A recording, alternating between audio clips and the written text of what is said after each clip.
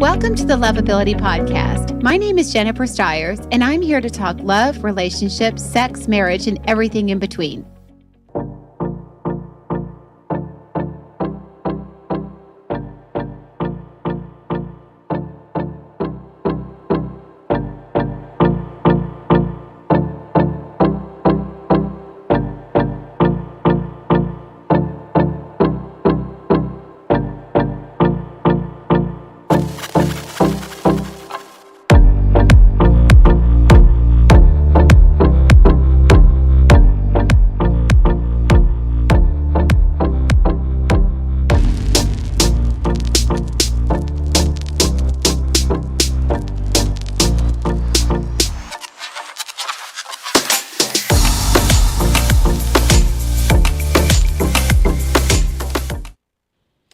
Hello, everybody. Happy Friday. Welcome to the Lovability Show.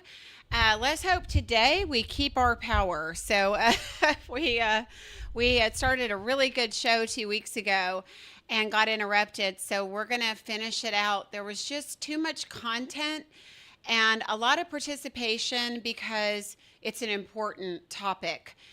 So we're going to finish that today.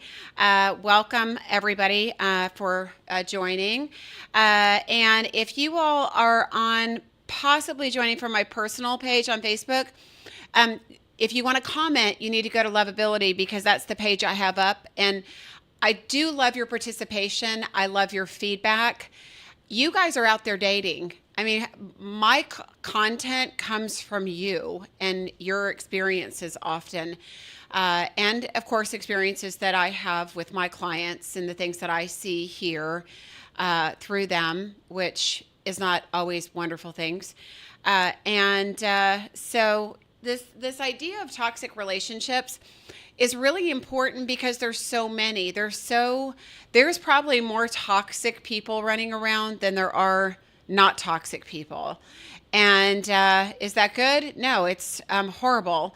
And it's why you yourself need to make sure that you're whole, healthy, and healed.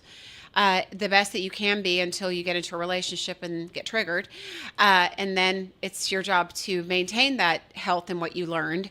But also knowing, the signs of someone that's unhealthy, because some of you keep doing this over and over and over again. And sadly, I think the other piece of this is that there are some of you that complain, and I say this with love because I welcome everyone and I want everyone to get educated and to learn and to heal. And the reason I'm telling you this is because some of you that are watching, you're not healthy.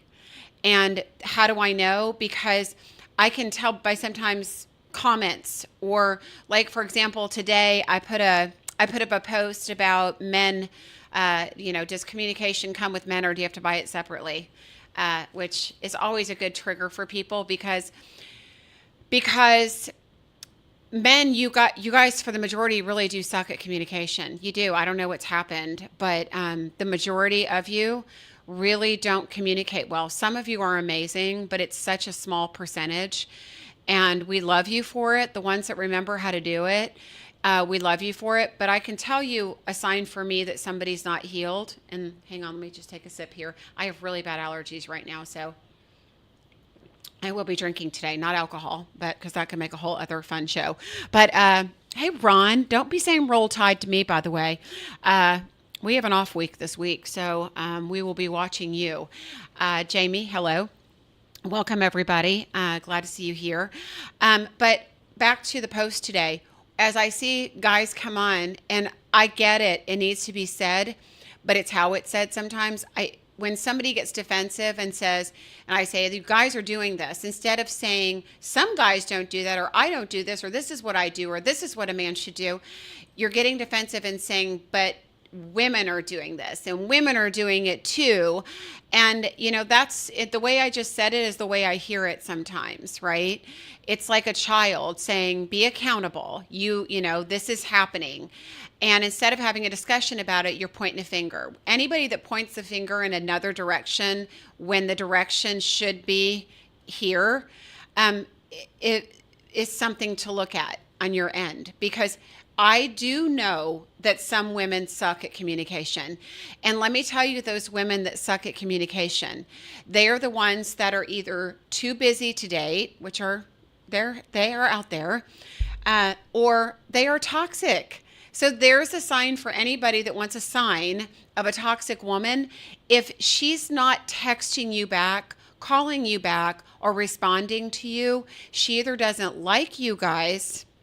Okay? She either doesn't like you, you're not important enough, or she's not healthy. So any of the above are reasons to just cut off communication, not keep going, right? So it doesn't matter how pretty she is or how much you like her or how attracted you are to her. If she's blowing you off, for whatever reason, she doesn't want a relationship with you or isn't available for a relationship with you. So don't waste your time.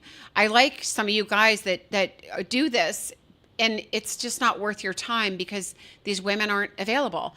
And ladies, that goes for you too. I mean, I was just telling a friend this past week, if a guy tells you, and this is the obvious part of toxic or not available, is if a guy tells you he doesn't have time for a relationship or he's not interested in a relationship, it doesn't mean for you to try harder because, you know, you're much more worthy and he'll see how great you are and change his mind. That's not how it works. If they're not ready, they're not ready. And they're trying to tell you straight up, I'm not ready and I'm going to hurt you. Right? And any woman that would proceed trying to push a man into a relationship from that standpoint is not healthy.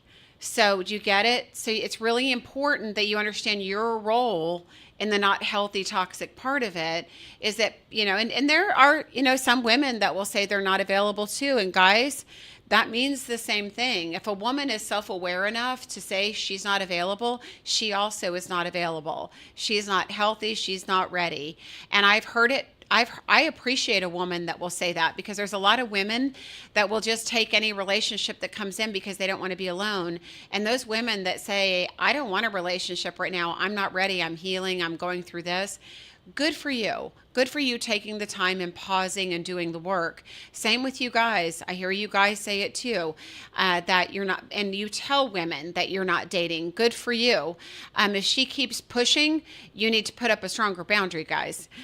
So hopefully she will grow to understand. I'm going to keep trying to refresh this because sometimes I don't see your all's comments. So I'm going to quickly go through some recap from last 2 weeks ago when we did this. So why are individuals, why they enter into a toxic relationship? So how do you find yourself in one, basically? Low self-esteem, fear of being alone.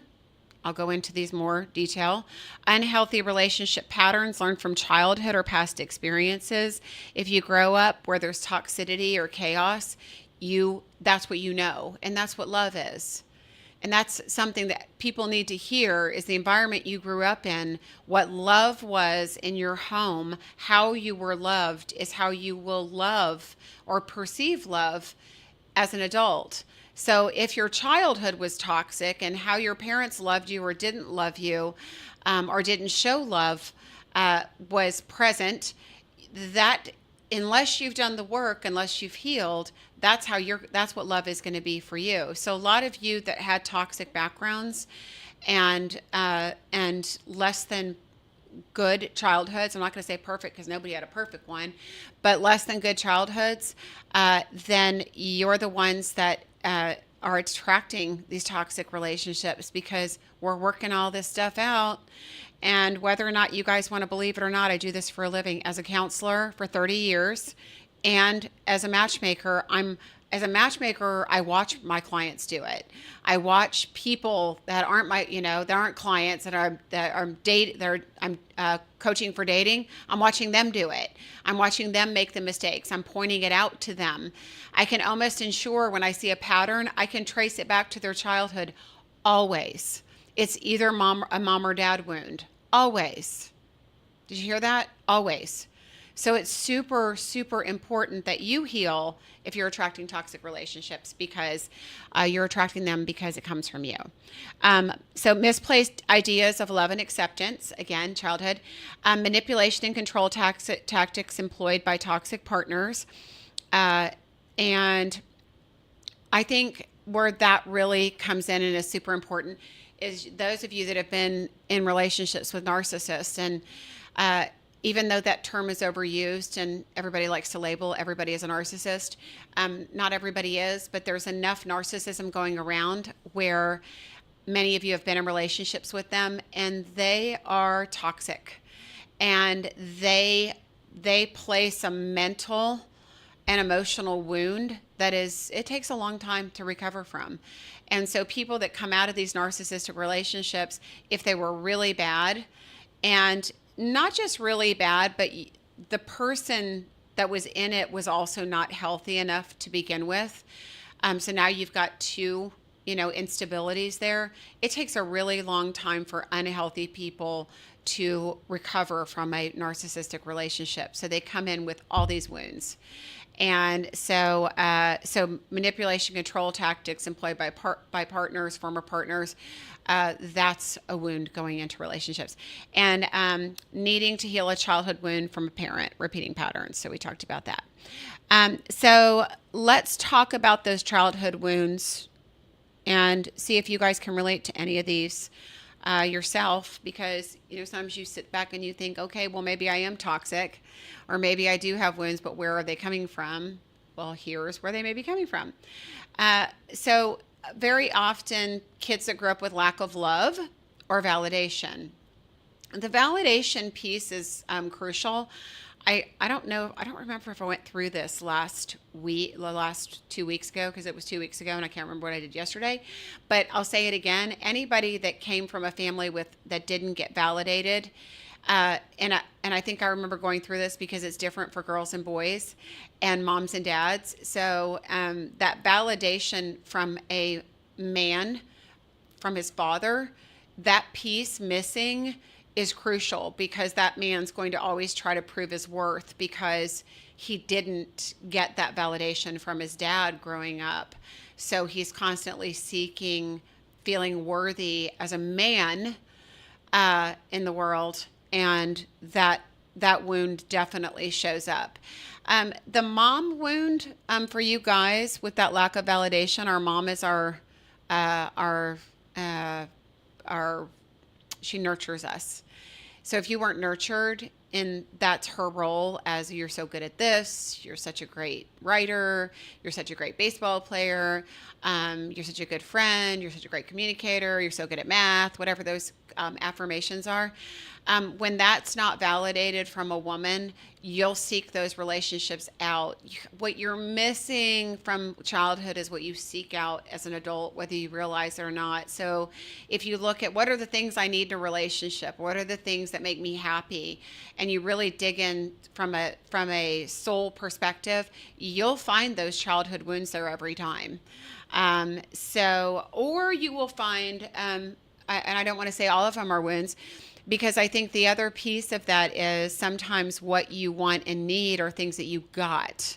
So they can also be things that you had. So if your family was a big quality time family, you did a lot of things together, you had family activities, you had a very close family, quality time is going to be your love language. And that's going to be how you seek out love. It's also how you perceive love. So if somebody is too busy to spend time with you, they may love you, but you're not going to see it as love. So, gosh, this thing gets complicated, doesn't it? How we perceive love in our relationship with our parents is super crucial. Insecure attachment styles can impact how people interact and form relationships in adulthood. Individuals with anxious attachment style tend to seek excessive reassuring from their partner. They need that validation. They need that reassurance that they're loved, that they're wanted, that they're cared for. That is what they're seeking out in a relationship. And in attachment styles are a really interesting piece of all this. I can promise you, if you are anxious attached, there was somewhere in your childhood that you didn't get your needs met. And so it's important that you understand where those were. And if you haven't ever read the book Attached, I'm I'm actually in the next month, I'm going to be doing another show on that because I feel like that is a really important topic for us to talk about and roll through again because they are a nice little piece of the puzzle. But if you are anxious attached, you are stressed out, you're anxious when you don't know how your partner feels, where your partner is, how they feel about you, that's your wound. And we'll talk about how these attachment styles later work. But anxious attached or insecure attached people, those are childhood wounds. Trauma and abuse, that in itself, I mean, trauma and abuse, whether that be physical abuse or sexual abuse, and you'd be amazed how much sexual abuse there was back in the days when, we're looking back. People didn't think it happened, I don't know, 30, 40 years ago, but it's been happening for a very, very long time. And sexual trauma is sexual trauma. And how do you spot that in an adult relationship? Overly sexual partners, whether it be men or women, men typically, it comes that sex addiction comes from too soon of a stimulation to sexual paraphernalia when they're younger, to not really knowing what to do with it. Kind of creates a perverse in the brain, amongst other things, but that's just one. And it's very prevalent now because of how media is and movies are. There's so much explicitness now than there ever was. There's a desensitization to some of that, and causing all kinds of issues with men and sex addiction. But with women, it shows up as hypersexual. So guys, these women that are overly sexy dressers, overly sexy in the way that they, come across in their communication, that's how they lure people in. That's their tool. That's what they think of themselves. They think that's the only value they have is their sex and their body, and that's all they value.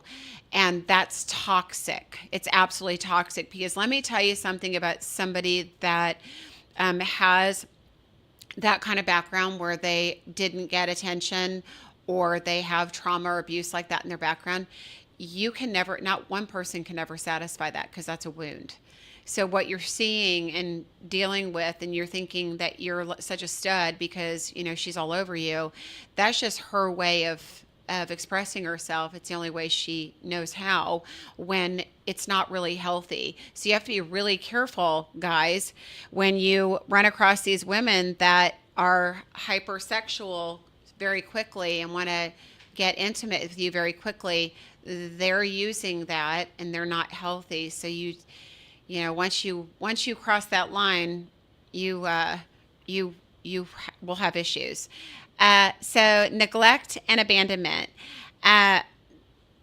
Typical abandonment issues, right? A lot of, unfortunately, what we see is a lot of dads that left many years ago. Moms left too.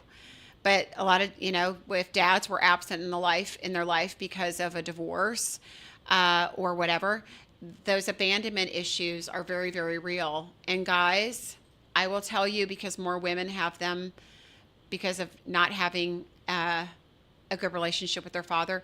And I will say, it doesn't necessarily, parents don't have to divorce for women to have abandonment issues. It could be a non-present father, a father that wasn't active or present in their life. So it's not always about dad leaving, but any abandonment issues are going to cause problems for you. So you guys should always, always, always ask a woman what her relationship is with her father and what it was like growing up. Super, super important. Any questions out there? Because either my screen is not refreshing or I'm just not, you guys just aren't asking any questions. Um, but if you have any questions, let me know. Or I'll just keep talking otherwise. Okay, so role modeling is another place where toxic people come from. If your role models were toxic, that's what you learned as normal behavior. You may not have seen it as normal, but that's what it was. And so that's a problem. You tend to see this a lot with, uh, Rachel, I'll get right to your question. You tend to see this a lot with alcoholic kids from alcoholic families. That toxic behavior of alcoholism, the codependent factor, all of the compensating that a child has to do with an alcoholic parent causes a lot of dysfunction and codependent tendencies as they get older. And so when our role models aren't healthy, or even from the standpoint of, I hear from a lot of people, like, how did you know your parents loved you? Well, they never told me. They never showed me. So I knew because they spent time with me or they bought me presents or whatever.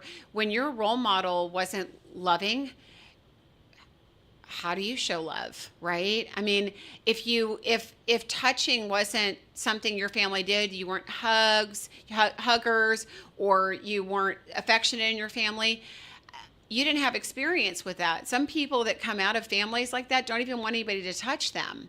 I mean, it's absolutely crazy. So you start thinking about, that's why people have to come together that have like-minded and ideas about love, and be healthy about it. Not too toxic people that have toxic, but if you didn't have an affectionate parents, you're not going to do well with an uber affectionate person, because somewhere along the line they're going to miss having that from you. You may love it because you didn't get it, but you're going to be, not supplying it to them in the manner that they want it, and it's not going to work. So you got to look at the differences when you're getting into relationships as to where do these things line up, who I am and how I express and show love, are they the same as this person's? Rachel says, what about guys with bad fathers? Guys with bad fathers. I think I did mention that, unless I just missed the question. But I'll say it again. Guys that didn't have a good role model of a father, they tend to lack self-esteem. They're looking for affirmation. They tend to be very high achievers in life, so they may be very successful men, but it's because they were constantly trying to get their dad's attention, to come see my football team, come see how great I play, come see how, come look at my grades, look at these achievements. They're constantly striving for more because they don't feel like they're enough. That absence with a man and his father is a big deal. It's a huge wound. And for women, ladies, how does that show up for you if a guy has a dad wound? Not as bad as when a girl shows up with a dad wound in a relationship, but you tend to find the guys that have the dad wound just aren't as confident. They don't, they're overachievers. They may neglect their relationships because they constantly have something to prove. And they're not putting the energy. Relationships probably aren't what they're striving to be amazing at. So it's different for guys and girls. It's much more of a toxic wound when a woman has dad issues than a guy. It's very toxic when a guy has mom issues, though. So just the opposite, the girl having guy with mom issues that wasn't loved, nurtured, and cared for. Again, he's going to look out, he's going to find that woman that does that. And guys, this, often you guys that find that tend to get love bombed by narcissistic women, because that attention you didn't get from your mom, you're getting from a narcissist, and it feels really good, but it's very toxic. So It works both ways there.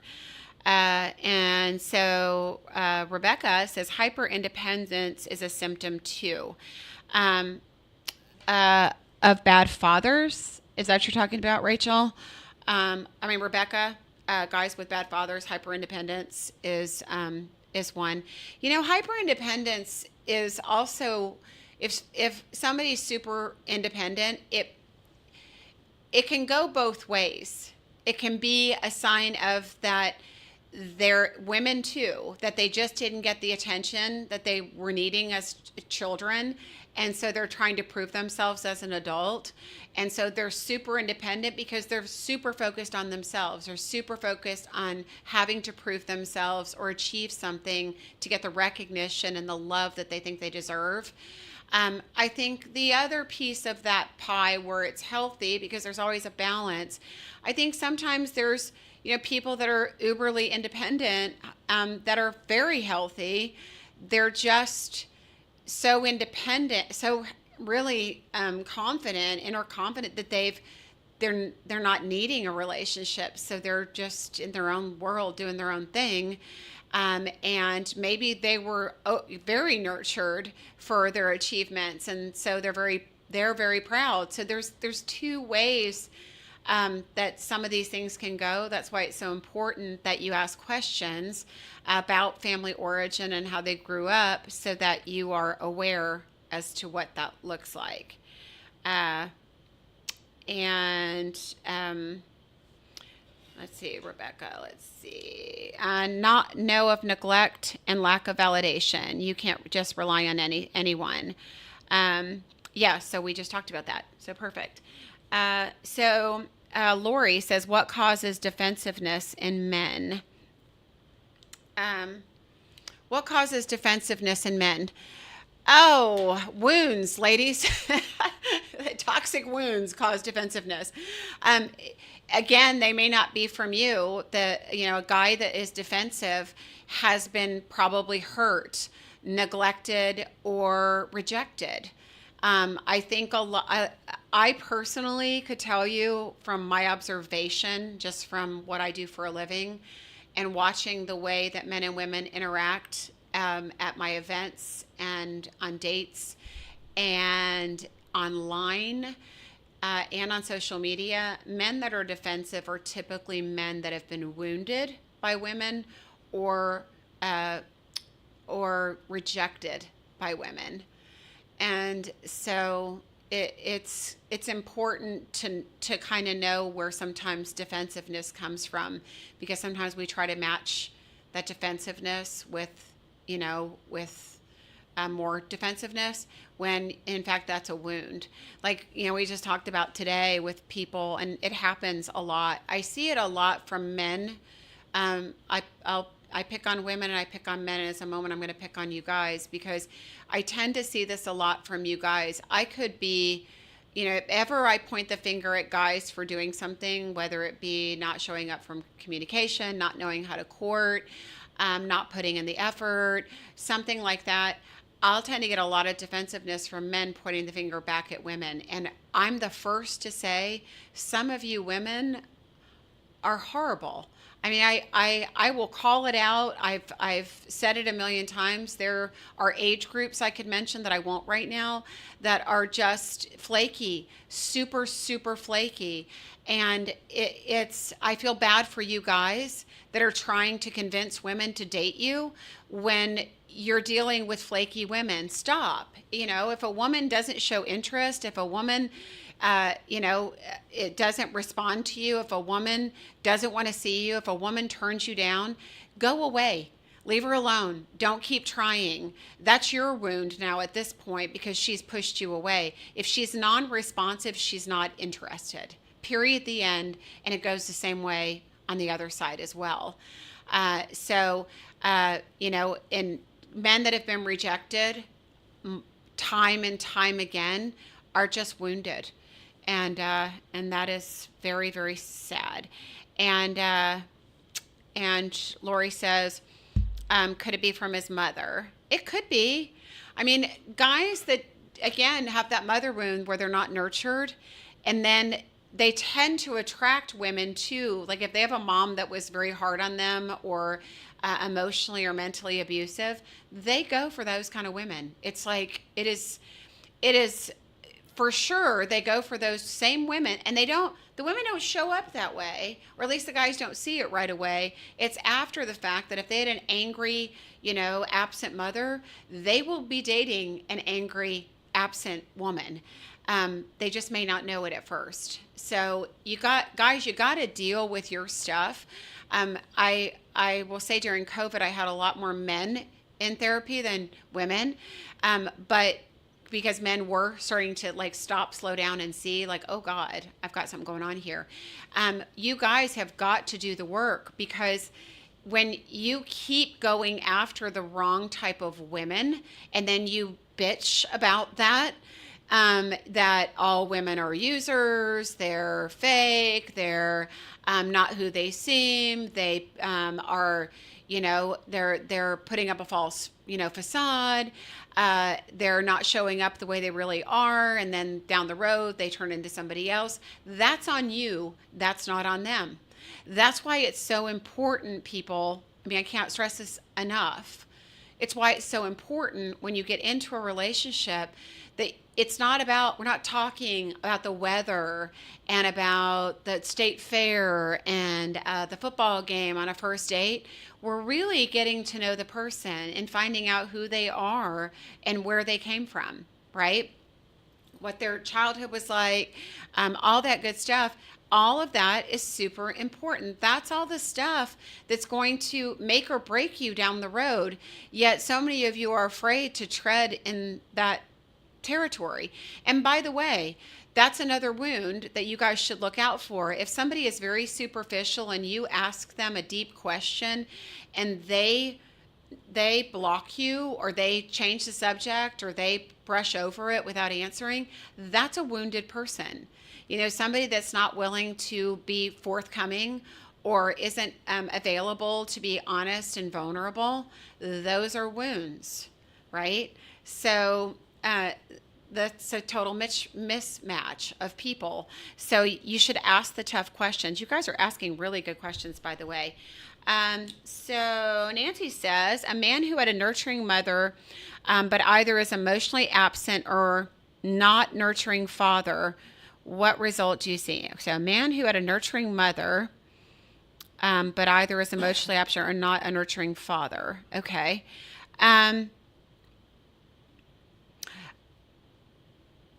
Emotionally absent may not have anything to do with mom, and not a nurturing father, again, that doesn't have to do, the nurturing that a mom gives to kids is different than the nurturing that a dad gives.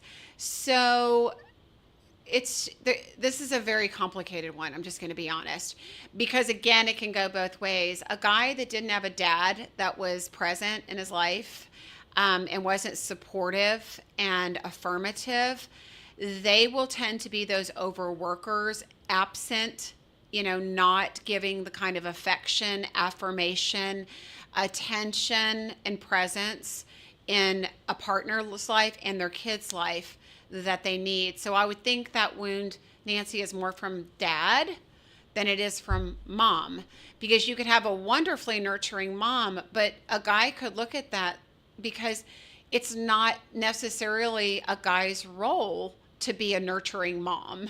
It's to be a dad. And if dad didn't teach him how to be a dad, make sense?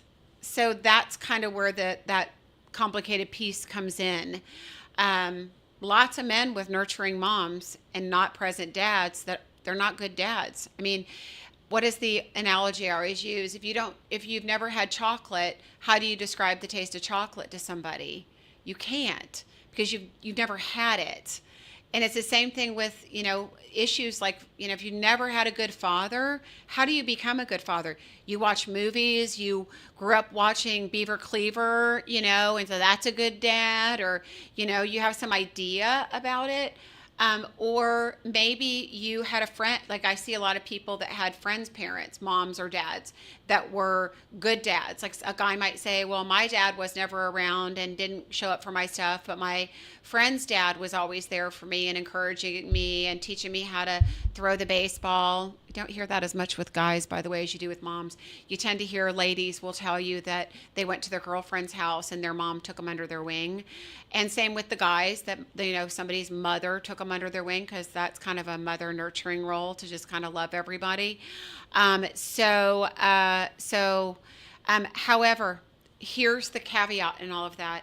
You could have a guy that had a very absent father that didn't know what to do, but because of him not knowing what to do, and because of the absence of the love that he missed and the support that he needed, and out of all the things he wished he could have gotten, he makes a point to say, I'm going to be a different father than my dad was to me. And that's a very conscious thing that comes from doing work. It comes from being self-reflective, but guys can do that, and girls can do that. We see that compensation happen. It doesn't mean the wound's still not there, but we can see how they act could be very different, but the wound could still be there underneath. People are complicated. Good Lord, as I'm thinking about this, I'm like, I hope I'm not confusing you guys, but the psychology of people, it's so complicated, because sometimes how somebody presents to be isn't who they are at all. It's how they think they need to be, or what, you know, compensations they've learned. Maybe they weren't a good communicator. They read a book or took a course. Now they're a really great communicator, but underneath it, they're really not, and they really don't know how to communicate. I mean, it's just, there's so many implications, which is, again, why I have to tell you guys, you have to be healthy first. So you have to be healthy first. That way you can recognize when you're starting to see all these signs. So Nancy says, if either sex doesn't respond, save your dignity and walk. Yes, absolutely. It goes both ways on that. Ron says, when dating men and women must study the person. Some people are transactional people. They are, what you have done for me. What have you done for me lately? We must find someone that is wired like yourself. Yeah, there is no doubt. There's takers and givers, right? And being either extreme is not good. But it is also good to find who you, I mean, I always say to givers that you should find another giver. Because eventually, you know, you may be okay with giving, and to a point where what you're getting back is so in deficit that your emotional needs aren't being met. And at that point, you can be enthralled in some completely amazing, intimate relationship where all of a sudden you realize, I'm not getting what I need. It's been happening all along. So you have to be careful when you're a giver, that you're not over giving. And again, we haven't gotten off topic, because this is toxic patterns, toxic traits in people. Over givers can be toxic. If they're not asking for reciprocity in that giving, it's toxic. It is. It's a deterrent. Some people are really good at taking care of other people, but they don't take care of themselves. That's not healthy. That's not healthy. Okay, so Rebecca says, yes, I made sure my kids got all the love and time I never got. Yeah, I mean, Rebecca, people can compensate, go in that other direction, and there's a healing in that. And I think that's important to say, is people that do that are able to recognize, okay, I didn't get this, I'm going to give this. In that giving, same with relationships, not just with your kids, but in that giving and relationships, you can also heal a wound. So if you saw your parents not being affectionate, not giving the affirmation that they needed, and you do that in a relationship, there's a healing element to that. So we can work out some of these things in relationships with healthy people. Lori says, let's see, it's a question. How do you get healthy and be able to communicate in a healthy manner when all you've known is to deflect and defend in conversations? Yeah, that deflect and defend are two different babies, right? Deflecting the conversation says I'm not important. I'm not worthy. That's an I'm not worthy issue. Defending is is kind of an I'm not worthy, but it's more of it's more self-esteem. It's more wound oriented. So one tends to be emotional and one tends to be more transactional, actionable, based on the defensiveness is based on probably uh, how you had to communicate to get your needs met or to get what you want. So when we are actually actionably, verbally defensive, it's from not from having to defend ourselves verbally often. So because of being accused or being whatever, whatever that wound was, whatever that wound was in childhood, where what was the other one? Deflection. Deflection is the I'm not worthy thing. That's where people, when we deflect, it's like I'm not important enough. I don't want to talk about me. Let's not make this about me. It's because that person doesn't have the self worth to discuss, to feel like they're discussable or worthy of the time it takes to talk about them. So deflection, it's also to hide things. So, people deflect to hide. So I'm sure I'm skipping over a couple other reasons people deflect, but people deflect too because they're trying to hide things, that wounds and whatever that they have. So good points. But how do you get healthy when that's what you've known? Is you've got to deal with those things.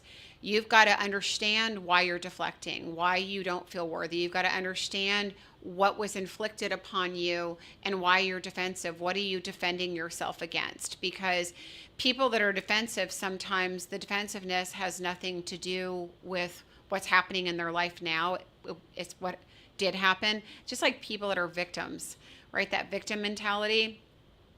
That's not because somebody is a victim today, potentially. It's that person was a victim. That's how they learned to get attention growing up, is by being a victim.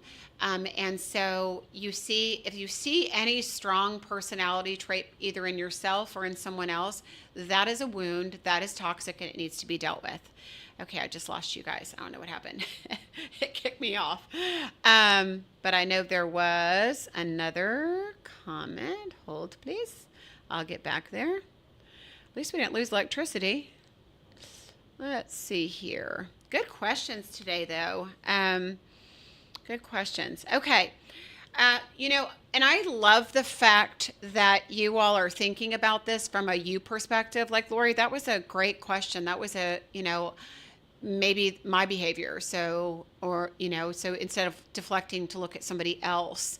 And that's, again, I tend to see that from very wounded people, to have to point the finger back at another person to take the attention off of them so that they don't have to deal with whatever they have to deal with.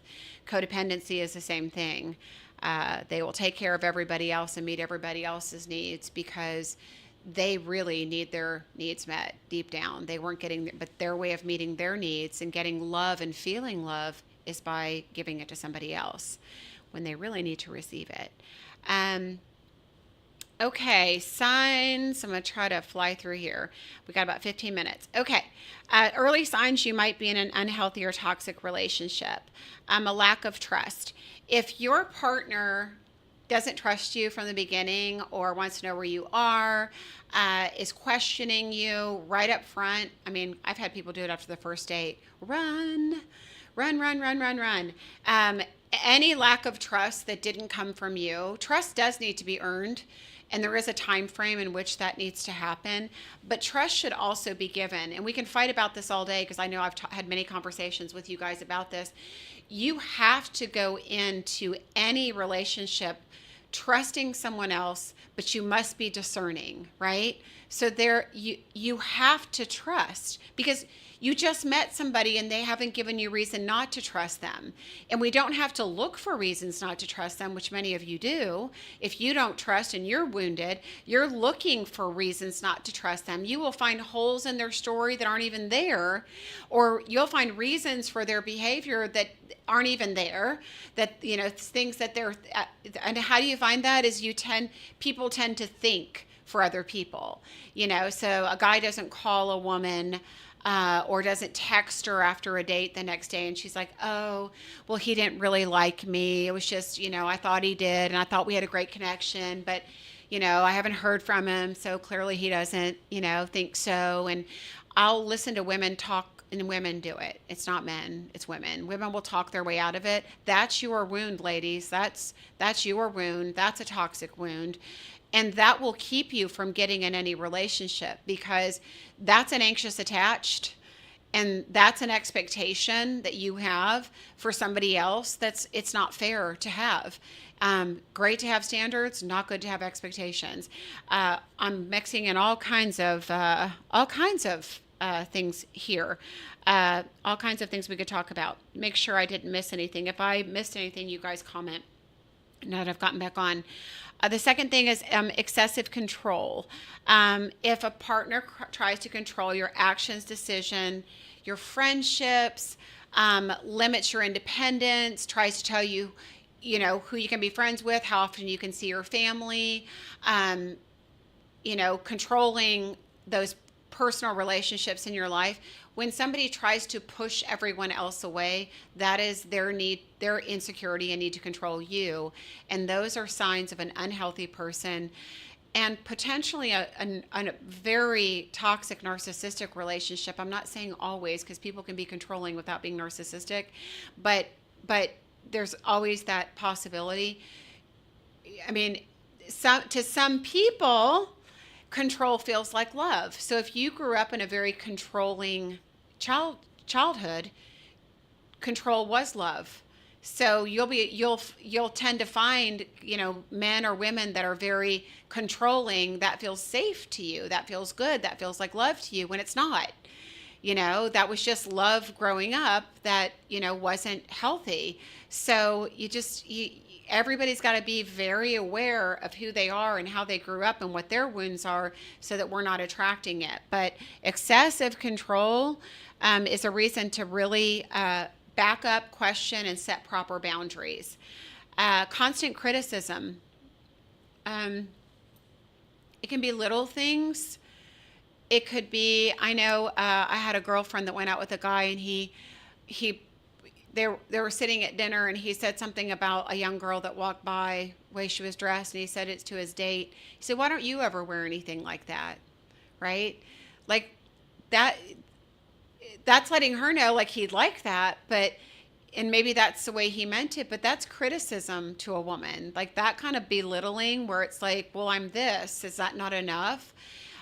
Or why don't you get your hair cut, or why don't you dress this way, or let's go shopping for you. That kind of stuff. That's controlling, and that's trying to change who you are, and that's criticizing who you are. Along with, I've also noticed the way, if you're communicating, they may belittle you in the way that you communicate. Like, why did you post that? Or why did you say that to that person? You should have never said this. Anybody correcting you like that or criticizing you like that, that's abuse. I mean, that is abuse. That is somebody that's toxic. That's somebody that's controlling. And that's someone that you need to get away from. Lack of communication. Well, I mean, we talked about it a little bit today already, but somebody that lacks communication may not just have it in them. They may not be communicators. They may not value a relationship. They may not value you. They may be so toxic that they don't know how to prioritize relationships. So if they're not communicating with you or ignoring you, it may be their wound. It may be that they don't like you. Either way, it's not something for you to question or fix. It's just something for you to, move away from. So consistent communication, if you're getting consistent communication, that is showing interest. That is something you continue to pursue. Emotional or physical abuse. Uh, Emotional, physical, verbal abuse, anybody that puts you down, criticizes you, makes you feel not enough. That is not a partner should lift you up, not tear you down. The ones that tear you down are trying to control you or isolate you for their control. And that's not something anybody wants. Disrespectful behavior. If a partner disregards your feelings, boundaries, or needs. Somebody had said this, I think it was Bill last week, we were talking about it before the power went out, and he was asking about these boundaries. If you've, communicated your boundaries to somebody, yet they're not respecting them, they don't respect you. That is key. So if you've told somebody, don't do this, or if you do this, it makes me feel like this, and they say, okay, I won't, and then they do it again and again, they don't care. So if you've communicated something that's important to you, or you've set a boundary that they're not willing to follow or they're not honoring, that's disrespect, and that is reason to get out, because it only gets worse. Right? Those little boundaries, those little tiny ones that they cross that hurt, but that aren't just like painful, they will become painful after a while. So when somebody crossing your boundaries early, people, I don't want to lose sight of the big picture.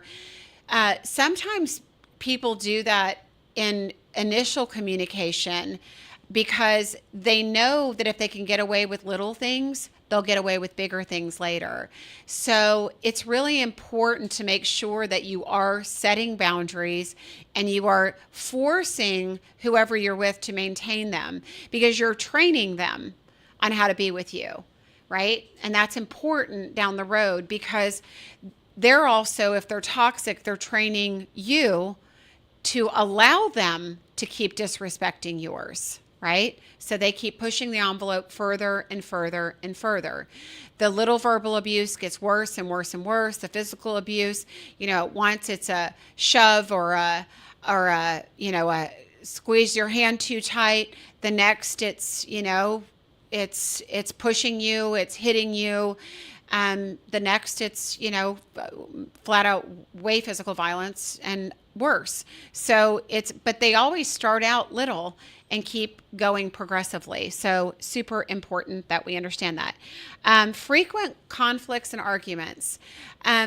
Number one, if you get in relationships and you have a pattern of frequent conflicts and arguments, that's you. That's you attracting conflict because you had a conflicted childhood. That's what love was in your home. Whether you liked it or you didn't like it, it doesn't matter. You're repeating it. So any type of conflicts and arguments, but those things shouldn't happen. Fighting's healthy, but too much fighting isn't. And early on, when there's a lot of conflict and fights and drama, run. That's